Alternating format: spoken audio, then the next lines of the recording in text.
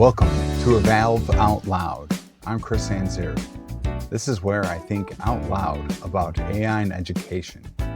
What's working, what isn't, what I'm building, what I'm seeing in the field, what I'm trying to figure out this week. Some of it lands, some of it doesn't. And honestly, that's kind of the whole point of this show.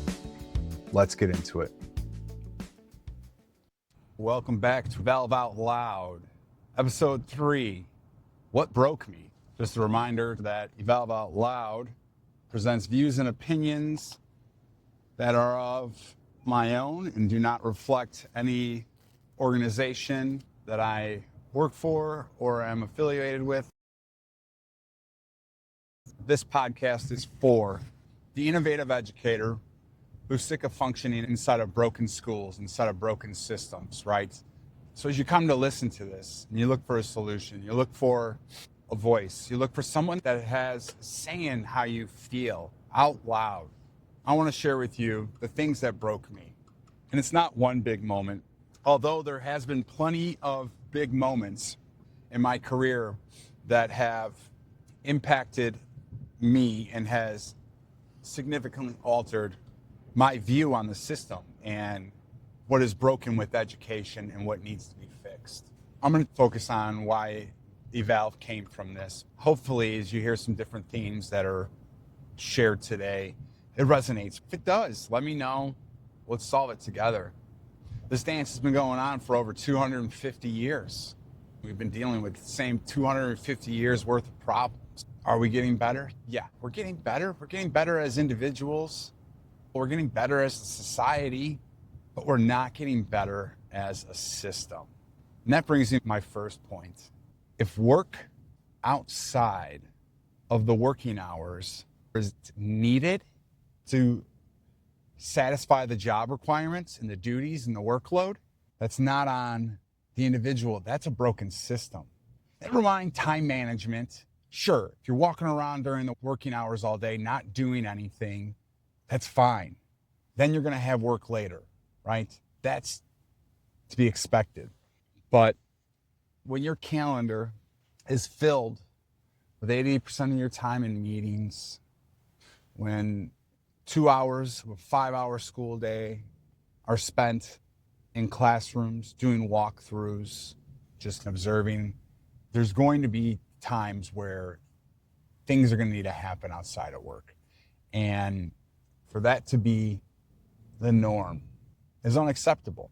In my experience, my 10 years of administration, in my 8 years as a classroom teacher, the system I have noticed time and again in education is built on the reliance of the individual doing the work.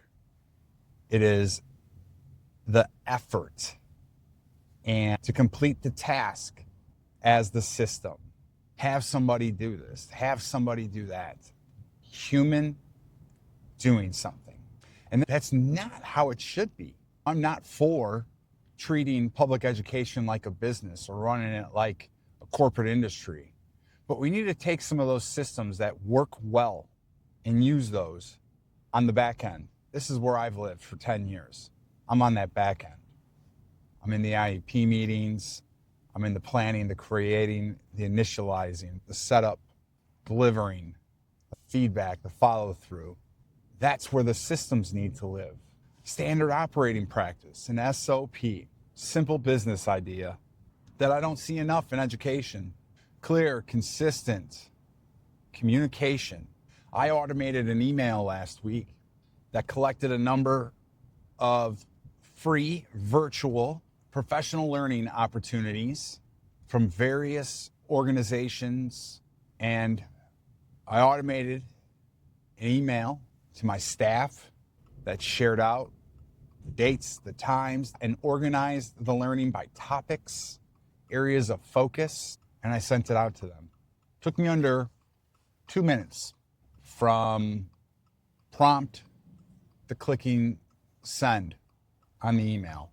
Within 24 hours, I had numerous thank yous. This was amazing. Something that would have taken me hours to comb through my emails, even if I filtered them, would have taken me an hour plus. to put this together. I did it in minutes and I moved on to the next thing. The first step in measuring that success is the feedback that you get on that. Thank you. This was great. I'm so interested in participating in some of this learning. The next step on feedback, did they actually take the training or did they just say thank you for sharing this? Establishing a cadence for communication doesn't have to be done manually anymore. What broke me is that on humans to expel effort and give time, when something goes wrong, that allows stakeholders from the bottom at our teachers all the way up top to our superintendent to point fingers at that person and not blame the system, because the system to them is the person doing the work, not the flaws and on the non-existent system, the broken system for curriculum, the broken system of providing feedback. It's the person that gets blamed. They can't do this. They're not capable of doing this. When we have systems of humans and not systems of practice, we don't have standard operating procedures, when we don't have clarity about expectations, due dates, timelines, check-ins, how to collaborate, what to collaborate on, we blame the person. We see them, we hold them accountable and say that they're inadequate. When we don't have a system for decision making, when decisions only come top down and not bottom up, that's a system, but it's a broken system. When we develop plans and goals and set outcome measures for students, increasing student achievement, increasing their growth, their rate of growth, and we do that as a system to better our children, I heal stronger, better, more knowledgeable, wiser for it. And even now, I don't give up. As I sit here and I know my exit is inevitable, I'm still not broken. When I do break, I can heal. We all have that choice. We can break, let it fester, and we don't heal it, then it gets infected, and then we keel over and die from that infection. We could do that. Or we can clean out that wound, patch it up, let it heal, and if a scar forms, we wear it with honor as part of our experience. That skin now is tougher, stronger, more resilient, and we don't have to worry about it breaking ever again. What pisses you off? What can you do? You can leave the job. There's plenty of other teaching jobs, plenty of opportunities. You can chase jobs until you find the right fit. You can stay in your job and attempt to mold it into something that doesn't piss you off. I've tried both of those. Newness, the opportunity, yeah, it feels good for a little while. But then the true position shows. Once you find your lane, once it's identified for you. Without systems, it can take a long time to figure out what your lane is. I always encourage my teachers in special education, whether they're stressed or they're not quite living up to standard, I encourage them to try a different area. We have lots of different services for special education teachers. There's lots of paths to take. And if you feel your calling is to help students with disabilities, try one until you find one that fills you up, that gives you that energy. I was asked recently to reflect on my job description.